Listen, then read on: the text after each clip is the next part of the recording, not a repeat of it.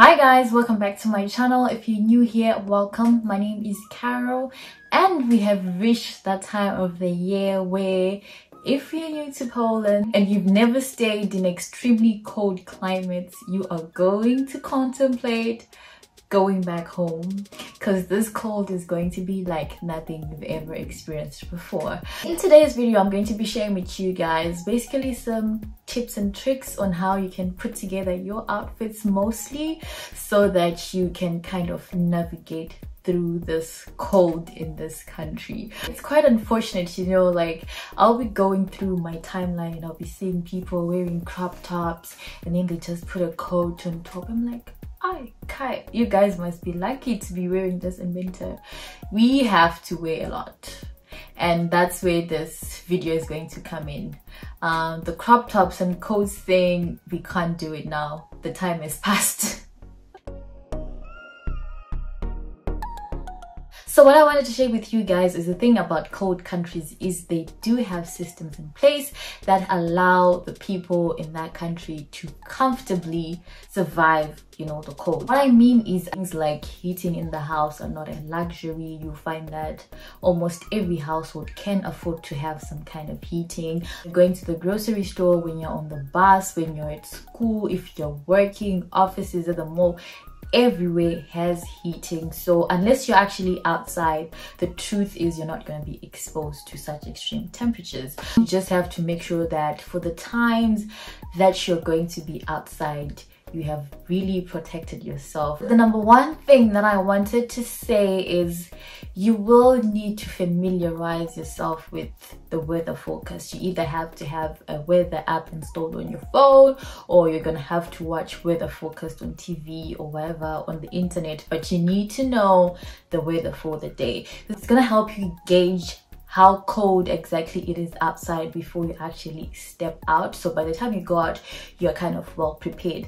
Some of the things that I have found to affect how cold it actually gets is things like wind, or whether it's going to be raining, or whether it's going to be sunny. So I do know that in winter, when you have the sun icon and it's showing that it's going to be sunny, chances are there's going to be some extremely cold wind, so do not be fooled by that sun. And then there's things like when it's windy as well, it's extremely cold, so you'll find that it might be something like 5 or 7 degrees, but because of that wind it might actually feel like something. So when your weather app is telling you that there's going to be some strong wind, dress as if you're dressing for negative temperatures because it's going to be colder. Generally, when it rains again, it feels much colder.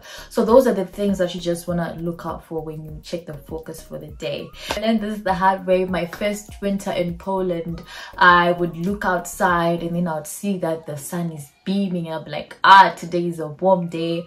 I wouldn't have checked my app. I go out wearing skimpy clothes, and after a few hours I would be extremely cold and my jaws are just shaking, and it was just so bad. And the funny thing is, you know how you can look outside the window and see people moving around? I would actually laugh at people. I'm like, oh my god, these Polish people are so extreme. Like, the sun is outside and everyone is wearing a heavy jacket and they have scarves on. Like, why are they overdressed like this? And I later found out like they knew what they're doing. When the sun is out, it's colder, and also in winter the temperature does fluctuate a lot, so it could be warm at one point and the next point it's extremely cold. It's just safe to dress for the cold at all times. You leave this skimpy dressings for spring and summer. Next tip is you are going to have to learn how to layer your clothes, because that's the thing that is actually going to help you not feel it as much when you go outside. How I typically layer is I would wear leggings that are either fleece lined or very thick. I would also wear a long sleeved top that is very tight. I think this is what they call the insulating layer. It just kind of helps with keeping you warm. And after this layer, that's when you actually get to wear your outfit. For example, if you're going to be putting on jeans, that's when you then put on your jeans, because if you're just going to put on your jeans without some kind of legging or pantyhose, yeah, the wind is going to get in through that denim and you're going to be extremely cold. So you need that insulating layer. Then on top, that's when you'd wear a pole neck or turtleneck like I am, or your hoodies or whatever it is that you just want to put on top. The next thing that you're going to wear is what you would then call the outerwear or outer layer, which leads me to my next point in surviving a Polish winter. You will need good quality coats. I cannot emphasize on good quality. I do know that there are people like me out there who are always trying to save a buck, but when it comes to winter, the quality items are going to serve you better. This is the layer that is actually going to kind of keep the cold outside. When it's extremely cold, the jackets that I tend to reach for the most are my teddy coats and my puffer jackets. Those are the ones that I find really keep me warm. And whilst we're on the topic of coats, if you are a lady and if you have not subscribed to my new channel, please do head over there. I will be sharing with you guys my coat collection soon, and I'll be sharing with you guys where I get some of my good quality coats in Poland. So head over there, give me a subscription, turn on a notification, and you will be the first to know when I upload that video. So yeah, good quality coats are very essential, you guys. I cannot emphasize this enough. I wanted to share with you guys a tip, something that I practice now because I've been here for a while and I have all the coats that I need. So whenever I want to add something extra to my coat collection, what I now typically do is I will wait for the seasons to change. You will find that at that time they are heavily discounted. Like, you can get them for as low as 70% off. It's still the same good quality coat, but because now we're transitioning maybe into summer, you will find that because retailers are clearing out their stock, they are heavily discounted. Then I guess, like, if you guys are new, then this might not be exactly applicable to you because you need something to get you through the winter first.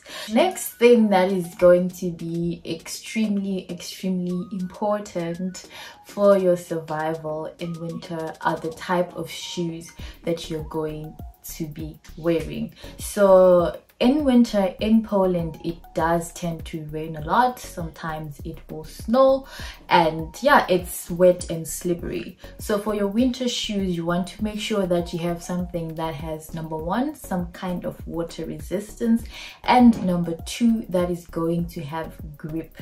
Grip is extremely important.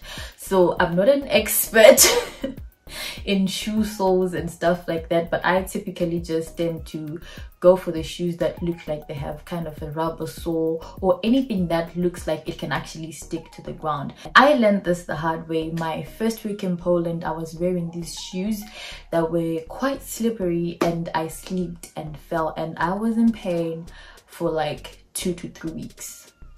My hip was hurting. So yeah, if you're not careful with the kind of shoes that you wear during the winter, you're going to find yourself sleeping and falling a lot. So yeah, shoes are extremely important. And again, with shoes, I think it's really important to just go for the best quality that you can afford, because with shoes, I find that with the cheaper ones, I have to go in with you know, thick socks and stuff like that.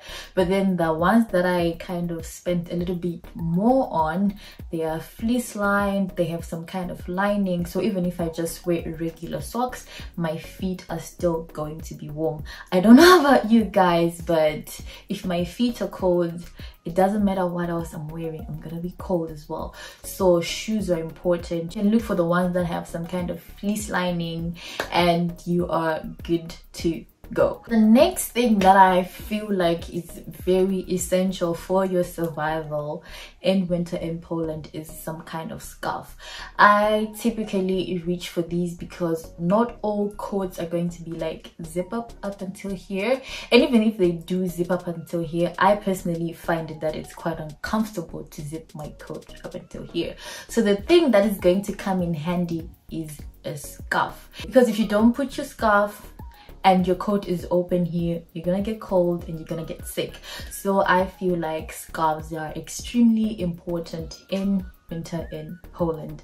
I personally do not like them but I wear them every single day. When it really does get cold, you will find me with a scarf because it is essential. You need to always keep yourself warm.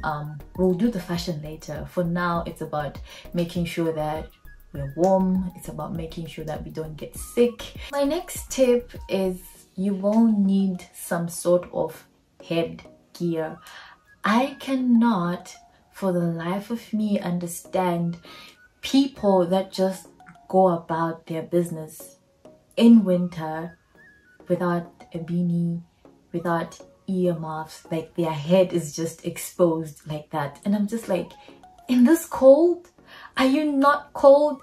I don't know about you guys, but when it's extremely cold and I don't wear a hat, like my ears, especially my ears, they would hurt so much. Even if I'm outside for like 30 minutes or less, if it's extremely cold and I don't have a hat, I know that I'm gonna be in trouble with my ears.